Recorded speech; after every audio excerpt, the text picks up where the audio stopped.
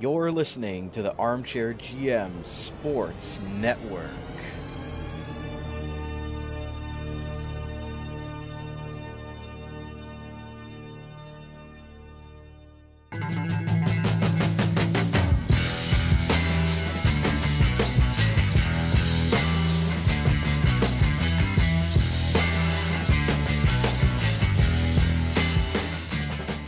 This is Chip Gilchrist, voice of the Kingston Frontenacs. You're listening to OHL Overtime, an in-depth interview show highlighting the players, coaches, and broadcasters from around the Ontario Hockey League who make the league so great, as well as in-person coverage of events such as the OHL Playoffs, OHL Championship Series, OHL Combine, and more, exclusively on the Armchair GM Sports Network.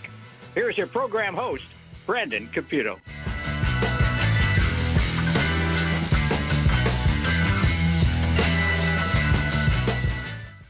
Welcome into another episode of OHL Overtime right here on the Armchair GM Sports Network. This is another OHL playoff game recap right here, live from Canada Life Place for Game 1 of the Western Conference Championship Series between the London Knights and the Kitchener Rangers in the storied rivalry going through another chapter here in the 2025 playoffs. Thank you to everybody that's tuned in live on our Armchair GM Sports Network YouTube channel and those listening the next day on your favorite on-demand audio platform. Make sure to give us a follow on X at Armchair GM Pod, and as well as on Facebook, Instagram, and TikTok for all of our short reels and content. Brandon Caputo here with you live from Canada Life Place. The game just ended about an hour ago. We've got post-game interviews from both the Kitchener Rangers and the London Knights, including head coach Dale Hunter and defenseman of the year in the OHL, Sam Dickinson, as well as we'll hear from Jussi Ahokas from the Kitchener Rangers side, as well as Luca Romano, who had a good game tonight. With that said, I'm going to welcome on my guest co-host tonight that was nice enough to stay around and join us tonight, and that would be the great Jim Van Horne, the radio color commentator for the London Knights on 980 CFPL alongside the great Mike Stubbs. Jim, thanks so much for joining us tonight. You joined us on the Round 2 preview show when the Knights were going up against the Erie Otters. Obviously, they were able to get through that series in 4, and now they're facing the Kitchener Rangers in Game 1 of this best-of-7 Western Conference Championship Series. Knights win this one by a 5-2 score. Your initial reaction, we're going to get to all the game stats and everything, but what did you think of the game itself? Well, the Knights used their rest wisely, didn't they? They came in with a lot of energy in the first period, had a 4-0 lead, including one of their things they've been able to do in the playoffs. They score late in periods, and they did it again, 4-0 after one, and then hold on for the 5-2 win. So to the question, rust or rest, as it has been long questioned, the rest seemed to do the Knights well. They came out with great energy, and I thought the Kitchener Rangers showed some effects of the Windsor 7-game series. So build the big 4-0 lead, and then after that, Knights aren't going to give you too many scoring chances. Luca Romano had a couple of nice shots, and yet the Knights were able to hold on 5-2. Austin Elliott had a good game in goal, made some saves when the game was kind of in question still. Lots of time left. He was there, but overall I think the Knights have to be happy with their start. And, you know, the Rangers have to leave this game feeling pretty good too. I think they can say, honestly, to each other, look, we've been there before, guys. They threw their best at us in the first period, and really we were even after that. And I think the game on Sunday is just going to be the game, might be the game of the series. I think London is going to have to be ready, and right from the opening puck drop on Sunday. And, of course, we've got the Kitchener-London spice. The spiciness is already there, the rivalry, the pushing and shoving. The coaches are going at it. It's the hockey playoffs that we've come to expect between these two teams. Oh yeah, we're going to hear about it all in the post-game interviews a little bit later, Jim. But yeah, you talked about the Rangers. The second half of that game, when they had to really mix up the line combinations when Humphreys went out. It was definitely, I think they played better in the second part of that game, especially in the third period. You can say they've got some momentum going into Sunday, a major Game 2 there, if they're able to have a bounce-back performance. But we'll get into it with the lineup first, Jim. Anything that of note for you with the lineup? I know Van Gorp was out, so Van Bommel came in for him in the lineup there. anything other than that that caught your eye? Obviously, Misljevic missing still from the Rangers. That's a big part of their attack. The rest of the lineup, no, pretty much the same as it has been on the Kitchener side as well. The only thing with that lineup is just how worn out they were from the 7-game series battle against Windsor. They certainly maybe showed some of that in the first period, but once you get into that, your body gets into the rhythm of that competition, they played a much better second and third. Before we get into the game stats, Jim, because it started off right away, you mentioned, the intensity, the fans here, the rivalry, it is what it is, but then when it's at the Western Conference Final, it's elevated on the highest stage. Yep. 40 seconds into the game, major hit behind the Kitchener net, and it's Kasper Halttunen, cleaning the clock of Humphreys on the Kitchener side, and again, he was down for quite a while, had to be helped off the ice, and Kitchener's without their number one center 40 seconds into the game, so Coach Jussi Ahokas really had to do some line juggling there, but what was your, from your vantage point, call in the game? What did you think of that play right away? Well, it was reviewed, obviously. I believe it was Mac Nickel was right there watching it. He was in good position to see what the hit was. No call was made initially. They collected themselves, went to the referee circle. I think there was a discussion. Halton was given 5. That opened the door to the review, and they got the tablet out, looked at it, and Halton. It was that interesting moment where Halton gets pointed out of the box. Which way is he going to go? Is he going to the room or is he going to the bench? He went to the bench. They waved off the penalty. So from the league point of view, it was executed on the ice just as they do, just as they want to in the books. And no penalty was called, and obviously that has upset the Rangers. And here we have the voices of spring. As long as I've been around hockey, there's never been a team totally happy with the officials' call, but the league got what they needed, a review, and once the review is made, you move on. It's been pretty textbook this year, Jim, as far as protocol. Yeah, and Humphrey, nobody likes to see anybody missing any time, and we hope the best for Humphreys and all that. So that said, there was injuries to, when he fell and helmet came off, and you just don't want to see anybody hurt and go off like that. No, absolutely. Christian Humphreys is a big-time player for this Rangers team. 10 points in his 12 playoff games for them as their number one center. And again, no update really on his status as of now, but he didn't finish the game for the Rangers and only played in that 40 seconds to begin the game. And again, there's going to be vantage points on each side, Jim. That's the way it is, right? The Kitchener fans or the Kitchener organization is going to see it one way. The London organization, London fans are going to see it another way. That's just the way it is. You see how many times in hockey where there's differing opinions, and the referees have to make the toughest call, and they're never going to make everybody 100% happy. These are the best We've only got 2 series left.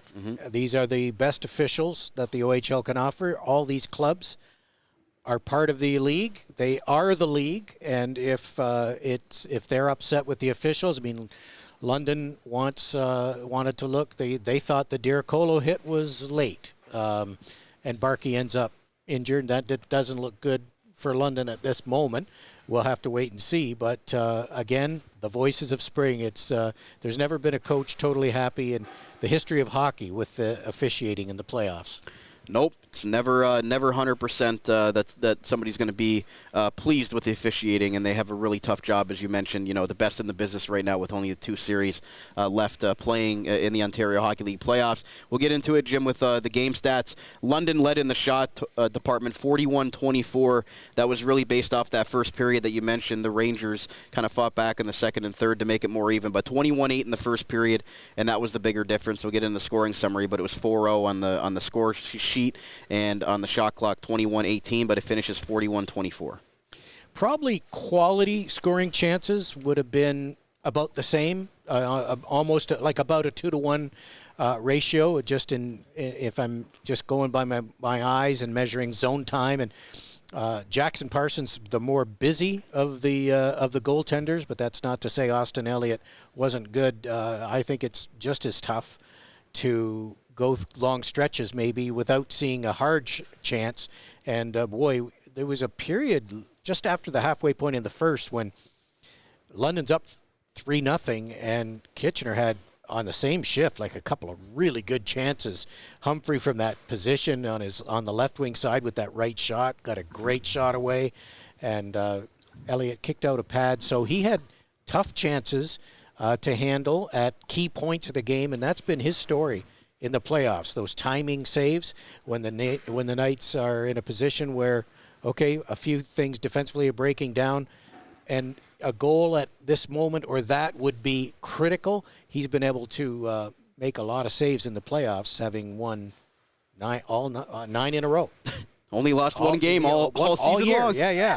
Kind of his thing. Yeah, and well, I've got something about that in the scoring summary with Austin Elliott. Being able to make some big saves when London needed him to. It could have changed the tides of this game. But moving further here with the power play, Kitchener 0 for 4, London 1 for 3. On the power play, that Casper Halton in goal was their power play, their third goal of the game. Kitchener 0 for 4, but again, later on in the game, when you get a power play, it's a little bit tougher because the game's sort of out of reach. But did anything catch your eye from either team's man advantage tonight? Well, from London's point of view, they early on they have that, they kept feeding Halton on the left wing side with that right shot, and he has learned to really try and grow that. It's not just a one timer. Teams can close that down, and they've started to. And he on the goal. He stopped the puck, took maybe a little step inside, and took a wrist shot. Mm-hmm. And I thought that was he's learning to kind of throw little wrinkles into his game like that, and I think that's what you have to do. Very few players, I think one, Ovechkin, can live just on that one timer and just stand outside. I mean, he's just so good at it. But Halton has grown his game into a better scorer than he has just a shooter. So that's one power play thought. As far as penalty kill, Knights did a pretty good job doing that. Both teams actually blocked a lot of shots. I mean, that's what the conference finals is all about. Mm-hmm. Blocking shots, getting sticks in lanes. And I think despite the 5-2 win, again, from London's perspective, I think there's got to be a feeling in there we can play better. There were a few bobbles defensively, but I think obviously the health of Barkey is the number one thing that we'll have to answer for Sunday. But as far as the way London played, I think they love their first period and were okay with their second, and maybe not parts of it they would like, but I think on special teams, they would be happy with not allowing the Kitchener Rangers a power play goal, because they have a great power play, and Pridham is that trigger man, and he is going to play in the National Hockey League with that quick release and shot from this, and he's a good playmaker too. So I've been impressed with him in all the matchups with London this year. So those are my thoughts on the special teams. Haltonen's goal reminded me of the one that got waved off in Erie, where it was the series clinching goal that got waved off after the review for the offside. He kind of, took a second, waited, kind of the goaltender bit a little bit, thinking he's going to take that one-timer, and then he wristed it up top on Charlie Burns. Again, nobody even knows it existed because it was called back, and then Sam O'Reilly scored the actual game winner later on, but that was reminiscent of that he's kind of added to his toolbox. Yeah, and also, he can make plays. He also, plays physical, and he's growing his game, and that's what you have to do when you're in this league. You're second round pick, and that Sharks team has a lot of good prospects, and looks like they have a bright future. Face-offs tonight in favor of London, 39-36. Pretty even. Best men on the dot for the Knights, 13 of 24 for Sam O'Reilly, 8 of 14 for Jacob Julian, and 7 of 18 for Will Nickel. Casper Halton was 4 of 6 coming in as a winger. On the Kitchener side, Luke Ellenis, 13 of 27. Luca Romano, 11 of 24. And Cam Mercer, 7 of 17. Anything stick out to you from the face-offs tonight? Not Not really. It looks like, that's about even. O'Reilly, a good night on the faceoff dot. The first London goal was probably the result of a face-off win, an offensive zone face-off for London. They win a draw. It immediately goes back to Cam Allen. He makes a nice move to the right to open up a lane and then hits Landon Sim for the deflection. So that was a goal that was kind of a direct result of a face-off win. And trying to think of who would have been the second assist on that would have been the face-off winner.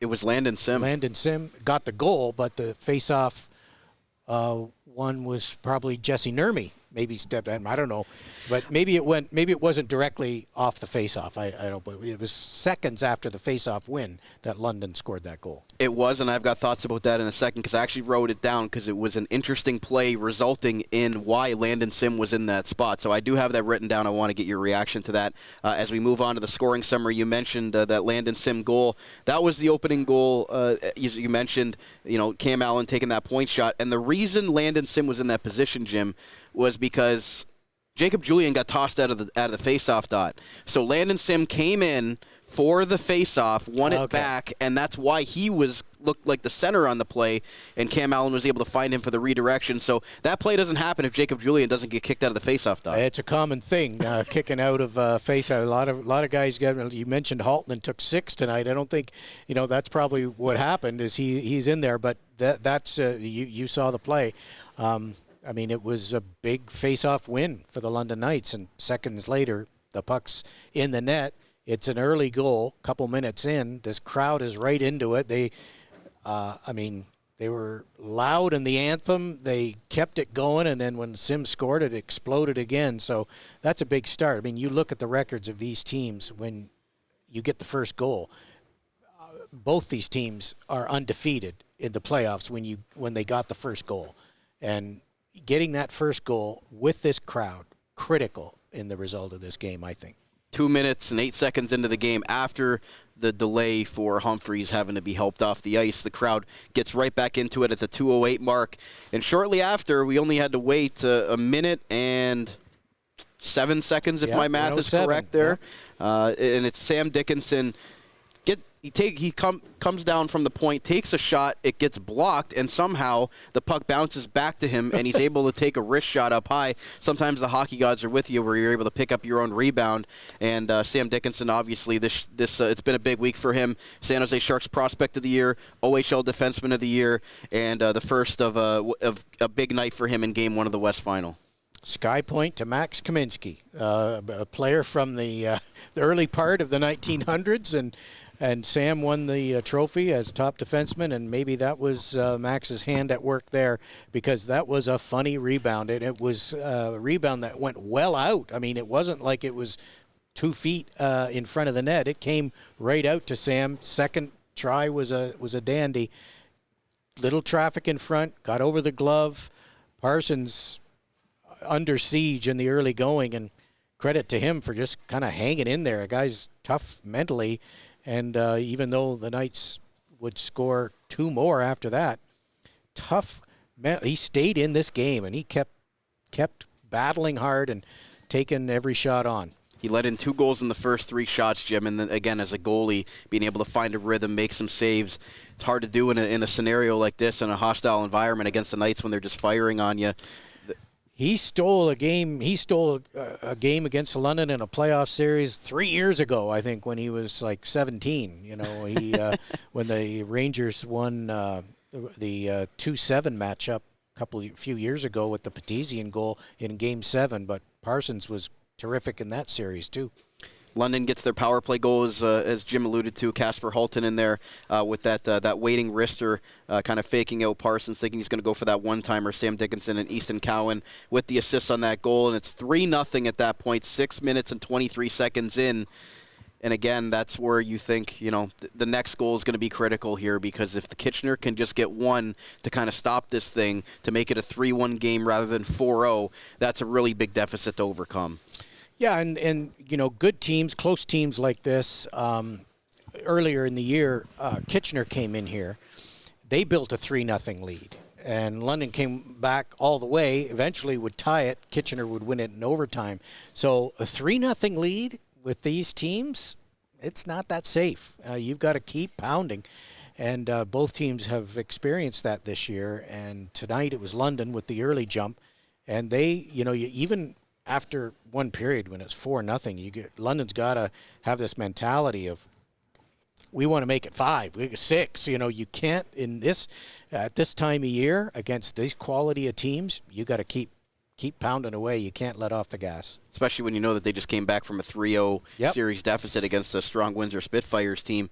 You mentioned the fourth goal, Jim. Just before that, the Rangers had kind of a flurry in the Knights' zone. The Knights weren't able to get the puck out, and Austin Elliott had to come up with some big saves there, about 3 or 4, with London hemmed in their end. So it wasn't like he was just not tested at all tonight. It was, if Kitchener gets that goal there, they had some pretty good zone time there at the end of the first period where they could have made a game out of this thing. Yeah, and that's where I thought I saw London's inactivity show up a little bit. A pass and a skate when it shouldn't have been, or a bobble of a puck, and just that cleanliness that sometimes you lose when you sit for 8 days, I think it's been.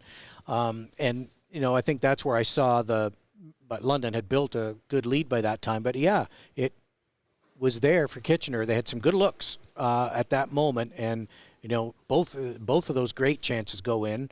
I think they were on the same shift or same sequence, but it's 3-1, and all of a sudden Kitchener's feeling better and relaxed, and it could be a different game, but Elliott was there to make a save. So 4-0 instead of 3-1 at the end of one, that's huge difference. And a great play by Sam O'Reilly to skate around the zone, find Sam Dickinson, who does a great job of just getting elusive and finding those empty areas where defenders kind of lose him in the defensive coverage. The great play by O'Reilly to circle the zone, so everybody's looking at him. Dickinson finds himself open for that patented one-timer, his second goal of the first period. And again, that was, to me, the dagger, Jim, because 4-0, 11 seconds left in the period, and you're thinking, if you're the Rangers, man, if we could have just got out of there with it being 3, especially after they had such a great end of the period. Dickinson opens it up to 4-0, and that was basically, in my opinion, where the game ended. Well, Knights of every playoff run has kind of a theme, right? And they were able to, in Erie, score 3 goals in the last minute of a crucial game to kind of pull away in Game 3, a critical Game 3. Against Owen Sound, Barkey and Cowan hooked up on a goal with 1.4 seconds left. Those critical end-of-period goals, and you could almost feel that one coming. And the Knights, that's been their thing.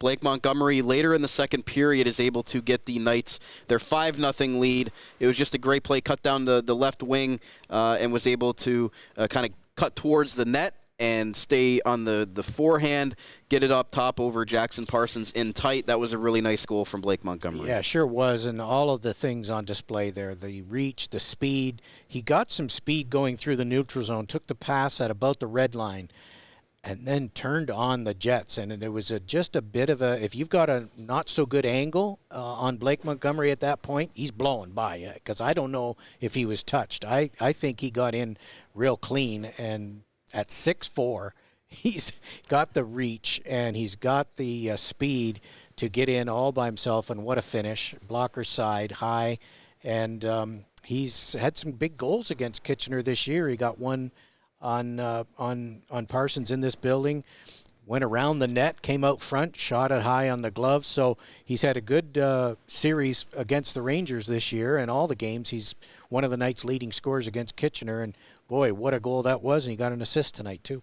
Dickinson's 4th point of the night, so caps off a great week for him so far to start this Western Conference Finals. And then we had 2 nice goals from Luca Romano. I think the first one, Austin Elliott might want back. A nice little touch pass from Tanner Lamb to find him going to the net there, and he beats Austin Elliott over the glove. I think that's one Elliott will want back. But the one later in the third period, which ended up being the last goal of the game, Sam Dickinson kind of had some trouble with the puck at the blue line because of the pursuit of Luca Romano, and then he kind of takes the puck, cuts in the zone, cuts towards the middle of the net and shoots it far side. A blocker on Austin Elliott. So 2 nice goals to take away from Luca Romano. You can almost see him getting strong. This guy's going to get a lot of points in this league, right? He's going to be the centerpiece of a very good team in 27 when they want to be Memorial Cup ready, I think. But Romano just growing and growing. It'll be interesting to see.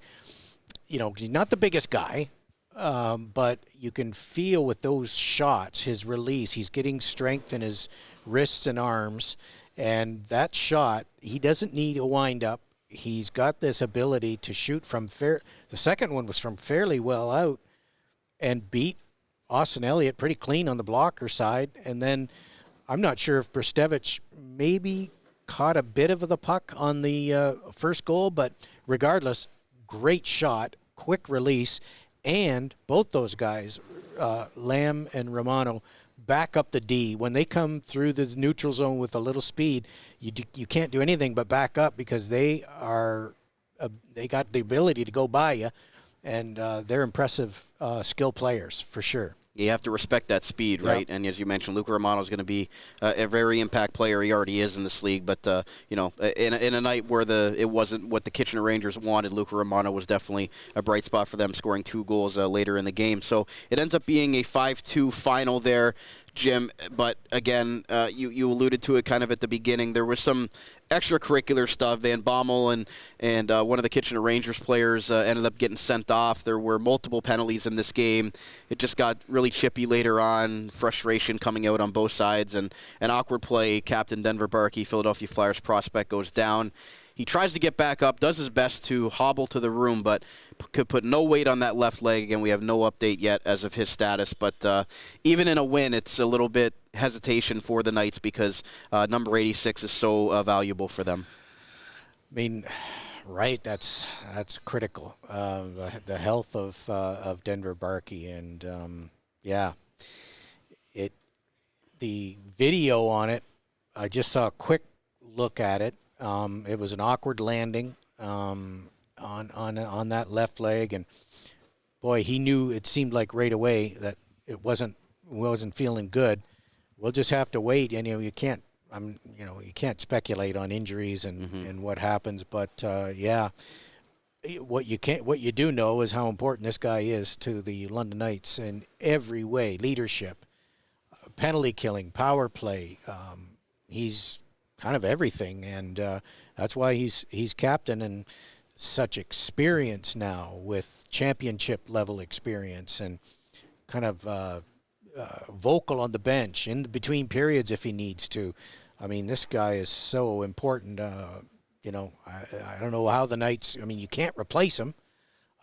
So I don't know what's going to happen, and we'll have to wait and get the final word on his status for Sunday. Don't know. 20 points in 8 games, and as you mentioned, takes so many key defensive zone draws, even down 5-on-3, blocks a ton of shots. He's really the great example captain you want to see.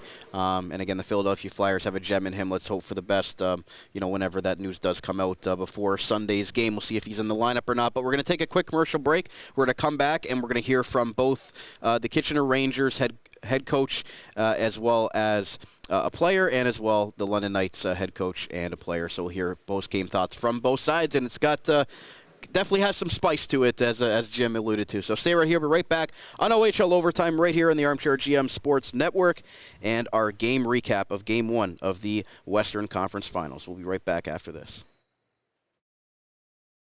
Fourth Wall is the official merchandise supplier of the Armchair GM Sports Network. Our user-friendly site is print to order with no minimum items or inventory needed, shipped right to your doorstep safely and efficiently from their North American warehouse. All of our logos are available to supporters, listeners, and viewers can have the best variety available to them for their swag preferences. All items are priced as low as possible, allowing everybody who wants to support our business with the opportunity to do so, receiving quality and comfortable products in return. Shop today at fourthwall.com with the direct link to our Armchair merch store in the description of all episodes and in the bio of all of our social media accounts. Become an Armchair GM today with Fourth Wall. The great guys over at Hockey Stick Man are sponsoring this video. If you play hockey but are sick of paying upwards of $400 for top-end sticks, check these guys out. There's seriously no better place to shop. The guys are fun, easy, and offer a stress-free experience from start to finish. They get pro stock sticks from major junior teams right up to the NHL teams and sell them for half the price that the same stick would sell for at a retail store. To further support their mission of saving hockey families money, they offer closeout options, which entail taking last year's retail models and blowing them out for less than wholesale prices. It's literally the best prices on the internet for their sticks. And the best sticks of all may be their Pro Blackout series, which provide a top-end stick with no graphics and literally less than half the price of a branded top-end retail model. It's always been their best-selling stick despite super cool pro stock options. It's a no-brainer to shop with these guys, and trust me, they are beauties. Head over to hockeystickman.ca/thearmchairgm and get $15 off your first order. That's hockeystickman.ca/thearmchairgm to get an additional $15 off your first order when you sign up on their website. Check out our friends at Hockey Stick Man. You're listening to the Armchair GM Sports Network, the Niagara region's best local source for North American sports podcasting coverage. By sports fans, for sports fans.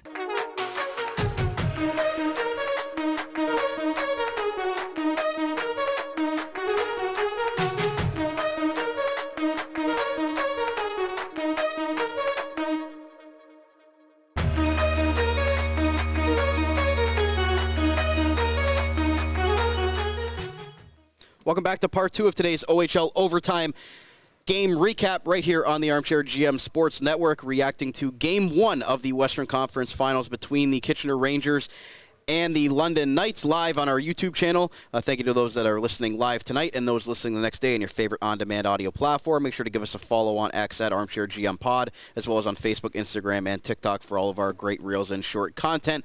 Brandon Caputo and guest co-host Jim Van Horne, color commentator for the London Knights on 980 CFPL. Nice enough to join us here, continuing to react to Game 1 of what should be a fun and spicy series, as you'll hear in the post-game interviews with these two teams.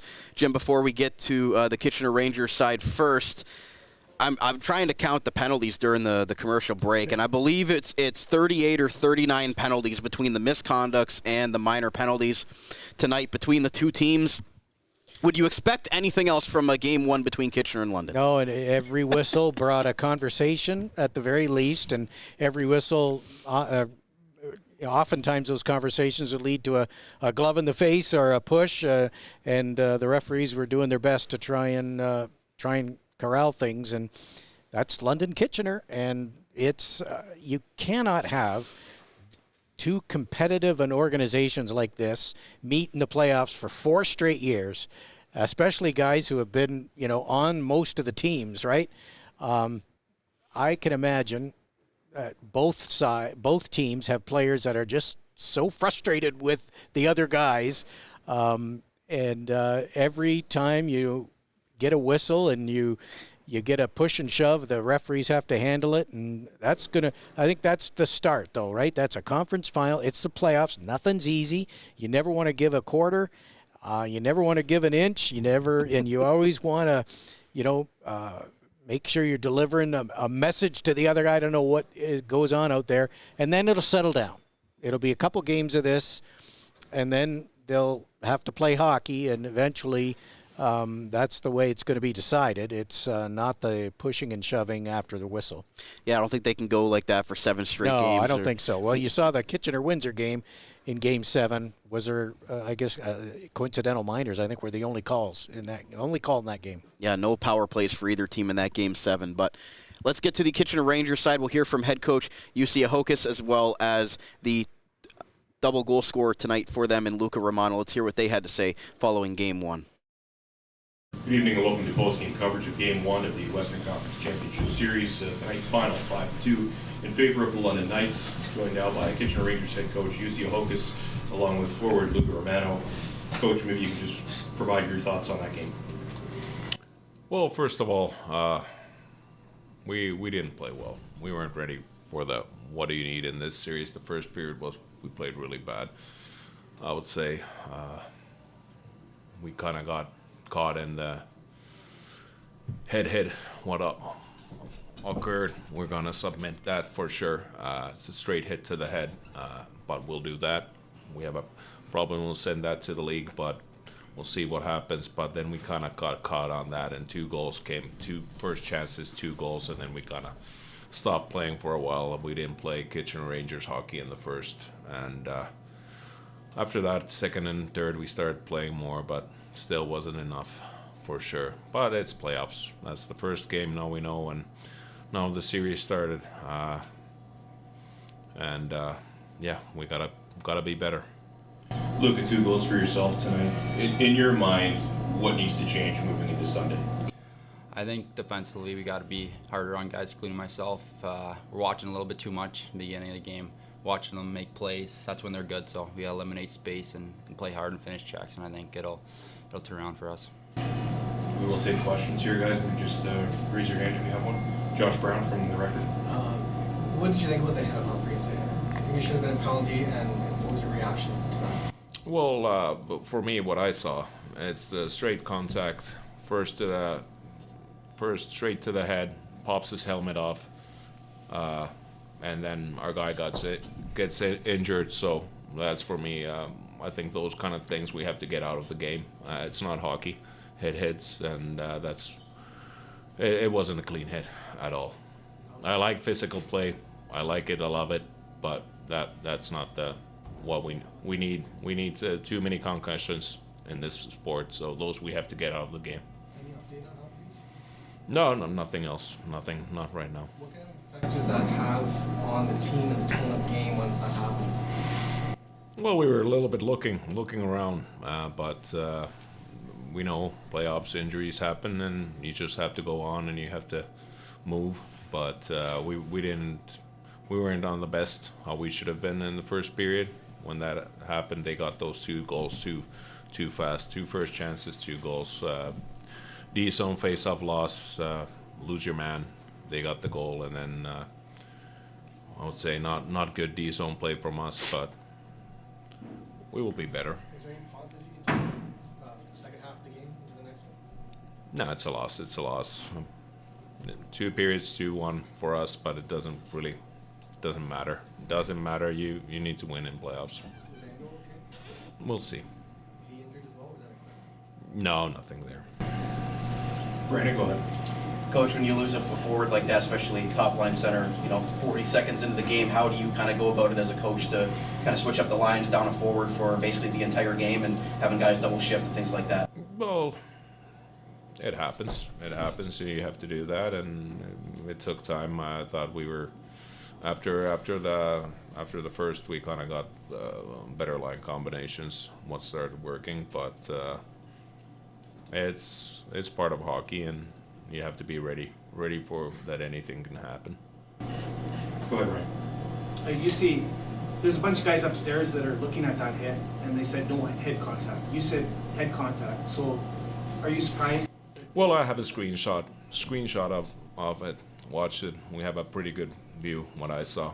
That's my opinion, and we're gonna send it into the league. And of course, I'm not saying refs do what they do. I have nothing to say about that, but that's just my opinion, what I saw, and I have a screenshot from it. So nothing else. I watched it quite many times.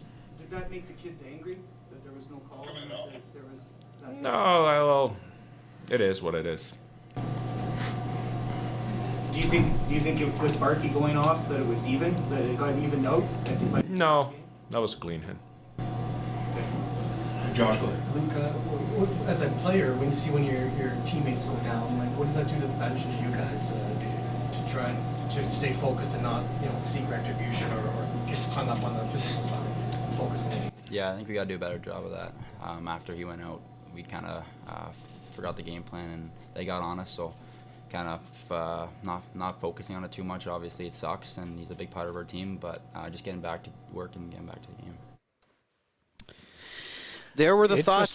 There were the thoughts from head coach Jussi Ahokas and Luca Romano from the Kitchener Rangers side. Obviously, Jim, they have a different perspective of the hit on Christian Humphreys. And when asked by Josh Brown and Ryan Payette there in the postgame, what were your thoughts on reacting to what he had to say? Well, the league, it's interesting.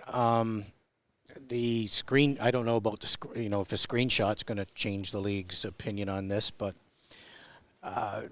it is an interesting situation. I go back to the Andrew Gibson hit on Lardis in the Oshawa-Brantford series. Gibson was not given a penalty on the play, and the league reviewed it, and the injury issue seems to be a thing. So, Lardis is a huge part of that Brantford attack. They reviewed that. Gibson got a 2-game suspension. So I don't know. Obviously, they're going to try and and the league, obviously they've dealt with this before and always have videos being sent in and pictures and whatever. The league did review it in a sense on the ice with the tablet. That's why they brought this tablet thing in, right? Both referees watched it probably and took their time. I don't know. So they're give it another try and send it to the league, at least voice their opinion. He didn't sound all that hopeful, the league, but that's again, the gamesmanship of playoffs. Sounds like both teams might be sending one in. Yep. The one on Barkey, the one on Humphreys. Yep. So the league again, and they always take into account if the player's injured or not. You mentioned Nick Lardis being done for that whole series. I think they sent a message to Andrew Gibson in that sense that, even though it necessarily wasn't 100% a dirty play, you take out the best player in the series, you might have to pay the price at least for a couple of games. Well, it's precedent, isn't it? And when you go there, it's a difficult position to maintain. So we'll see what happens, because it sounds like the league office is getting 2 videos from tonight's game, and that's again Kitchener and London, and it's a bitter rivalry. So that was the first post game that we heard from, and we heard the London Knights side, and Dale Hunter will react to what Jussi Ahokas said in that about the hits and things going on. So let's get to head coach Dale Hunter as well as Knights defenseman Sam Dickinson following Game 1 tonight. Welcome back to post-game coverage of Game 1 of the Western Conference Championship Series. The London Knights 5-2 winners tonight. Joined by Knights head coach Dale Hunter along with defenseman Sam Dickinson. Coach, you can't ask for a much better start than that. Maybe just provide your thoughts on tonight's win. Yeah, we came out pretty good and got an early lead, and we kept them hemmed in there pretty good. Sam, you've had a good week. A big award announcement this week, of course. First Star honors tonight, 2 goals and 2 assists. Maybe just share your thoughts on the game and what brought you guys success. Yeah, I think like Dale said, obviously, we came out strong. It was a focal point of something we talked about before the game. So, we were happy with that, and just going to carry through the entire game. Ryan, go ahead. Dale, Jussi Ahokas said that Kasper Haltman's hit on Humphreys was a headshot. He says he has a screenshot of it. What was your view of it? It wasn't a headshot. When the kid fell, he hit if you watch the replay of it, he hits the boards with his head, and it popped off. So he's definitely wrong. Is Denver Barkey's injury bad? We don't know yet. We don't know. What did you think of the hit on that? It was late. It was a late hit. They're trying to, at the end of the game, they're running around trying to take a piece of our best players, trying to get them out. He said that was a good hit. Was he wrong on that? Yeah, he's wrong again. Brandon, go ahead. Sam, how big was it for you to get that 4th goal? Because it was 3-0, but then Kitchener had a little bit of a fight back there, and then for you to get one with 10 seconds left in the period to make it 4, just how big of a momentum boost was that for the team? Yeah, I think goals, early in the period, late in the period, kind of demoralizes the team going into the next period. So, we were coming pretty hard there, and a great pass by O'Reilly, and just kind of put in the right spot. What did you think of the energy tonight in the building? Obviously, a storied rivalry between Kitchener and London in the playoffs, elevated to the biggest stage. What do you think of it out there? A lot of hits, a lot of stuff going on after the whistles. Was it everything you expected? Yeah, it was high-paced. I think, we all came into this knowing that it was going to be a tough series, fast-paced, physical. Obviously it's nice to get these first 2 games at home, and, we'll go from there. Ryan, go ahead. Hey, Sam, Dale mentioned that they were running around. How do you when you're on the ice there, how do you guys handle that? And how did you think you handled it? Yeah, I think it's just being smart. Obviously, there's some times where you get tangled up in a tough spot, but for the most part, it's just being diligent with the puck. When we're up like we are at the end there, and know that they're going to start running around and doing some dumb things. It's just get the puck out of your hands early. Don't let them get too close to you. At that point, you'll take an icing, you'll take a whistle at that point. Just you're just trying to kind of get out of the game at that point, find space and stay away from the hits. Josh, go ahead. Dale, you said you thought that they were running around a bit. Do you think it was a give and take? Did you guys play a part in that, or are you saying they just ran around and you guys didn't do it? Well, when you play hockey and you're up, who's frustrated? Right. Who is? I'm not. No, I just asked you back a Well, I'm question. not being interviewed. I know, but I'm saying who's frustrated? Yeah. Always the losing team's always frustrated. It's always been that way. One for Coach. What did you think of Bambo coming in? Obviously without Van Gorp, he gets into the fight, gets your team going a little bit. How do you think he performed on that fourth line tonight? No, Bummer was good. He works hard and he gives an honest effort. He worked hard, and he's always wanting to play. He's a real team guy, and he'll do anything for the team. Right. And then when you got the one guy cross-checking everybody, and you got Bolton, what's the impact of Bolton and Van Horne? Yeah, I think they're guys who they know their role on this team this year, and they're there to protect a lot of us, and we're really grateful that we have guys like that to be able to go out and kind of take control of the situation. You see Bolton do it for 2 years now, and obviously Bombers come in and done a good job this year. So it's good to have those guys on your team. You need them. Obviously, they're great team guys, and they play their role to a T. Kyle? Coach, another great performance for Sam today. You got an individual piece of hardware earlier this week. I'm just curious, where do you think he's improved the most in his game this year? Well, both ends, offensively and defensively. I think is a big part of the team, and he creates a lot and he defends a lot. Like he blocks a lot of shots, and he's been doing it since he was 16. He's been a big part of this team, and credit to him. He just keeps getting better. There was head coach Dale Hunter of the London Knights and defenseman Sam Dickinson. Well, Jim, you heard it there. He thought the hit on Barkey was late. He thought the hit on Humphreys was okay, and we heard the exact opposite from the Kitchener side, which is what you would expect. What from coaches who are smart, right? It's noise, and the other thing is nobody has to worry. It takes the attention away from the individual. The players get a little bit of a freedom. They get a little distance from the controversy because the coach is kind of standing up, taking it on. That's the way. I mean, we're not hearing anything new as far as strategy or anything like that. But absolutely, the coach is trying. The noise that's created during a lot of these playoff series about this call or that, the players have to fight through that. And it's not about last game.